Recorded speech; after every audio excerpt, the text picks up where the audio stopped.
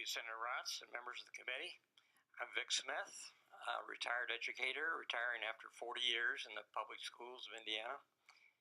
And today I'm here in opposition to House Bill 1005. I believe it would be a serious mistake to pass this bill in its current form. You have the opportunity to amend this bill to correct a damaging message it carries. Without this correction, I believe it will undermine the efforts that this General Assembly has begun to bring respect and better pay for K-12 teachers. There's been a lot of talk, as you know, about doing that, to change the climate, to help teachers. That message of respect for teachers was supported by Governor Holcomb with an astounding thing of bringing $150 million from the surplus to enhance teacher pay.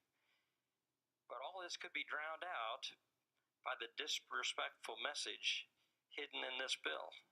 What is this profoundly disrespectful message in House Bill 1005? If passed as it now reads, you will be saying that the chief state school officer for Indiana's K-12 schools does not need K-12 experience. What a demeaning message you'll be giving to the hardworking and dedicated K-12 educators in Indiana. They know better. They know they need a boss that knows K-12.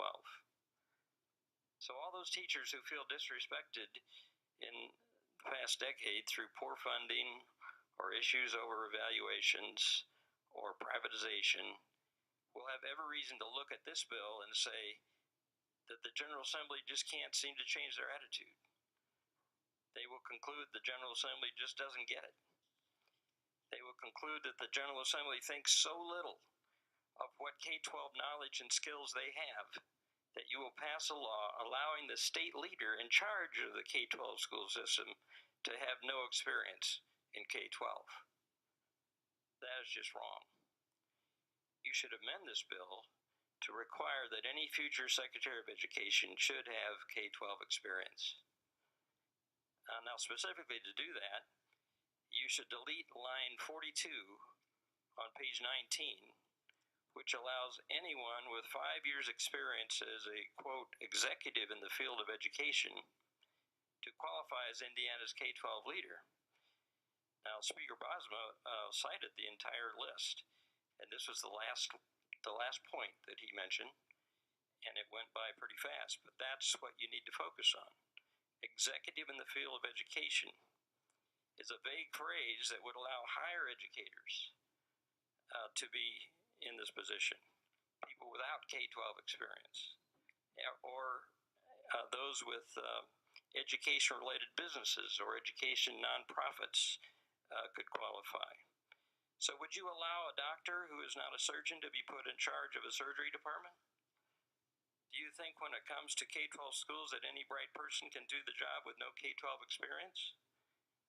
Ask a K-12 teacher or administrator what they think about allowing someone with no K-12 experience to be appointed, and you will sense the cynicism and anger that Indiana's recent policies have created.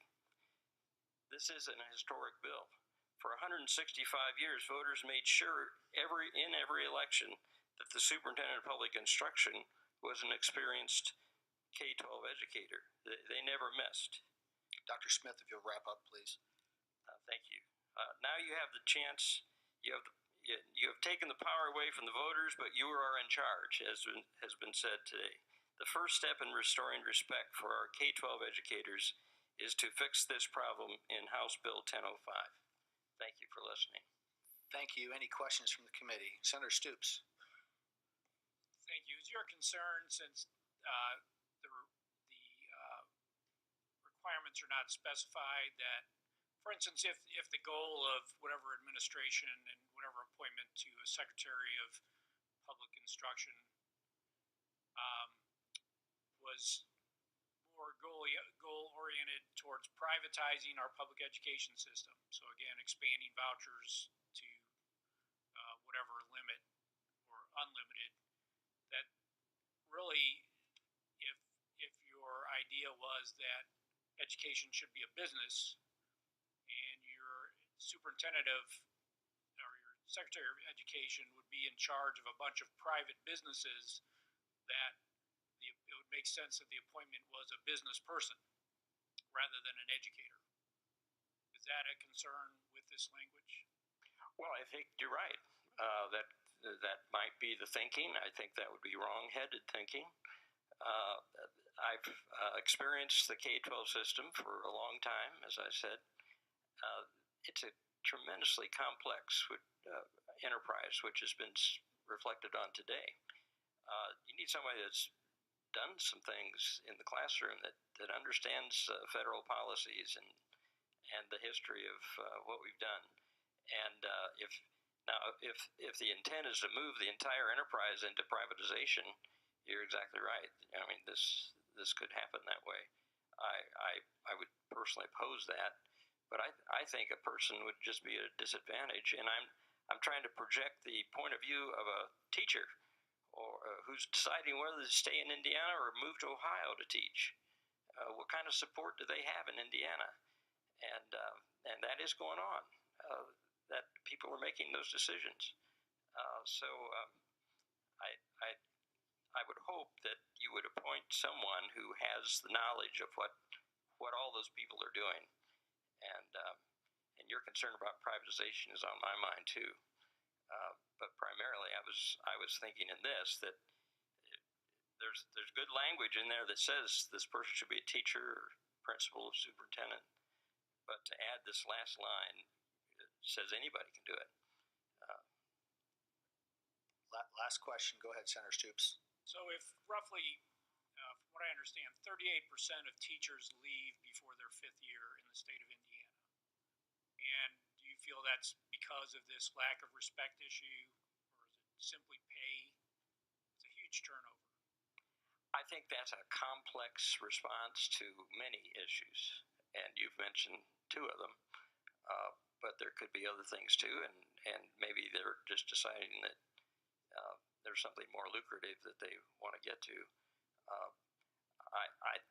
I think you need to start by having leaders that everybody respects, and you respect those leaders based on their experience. So I think you, as the General Assembly, it's been said very clearly, you're in charge of this. Don't allow something to happen that you would regret, which would be a totally inexperienced person who the governor might appoint, and maybe not this governor, but we're talking about long term. The old system lasted 165 years. What's going to happen 20 years from now in this regard? So I'd urge you to just take that line out, and that would shore up that thing. This is a little different from the preferably clauses that have been discussed. So thank you for... Okay, any additional questions from the committee? Thank you. Thank you for your time, Dr. Smith. That is...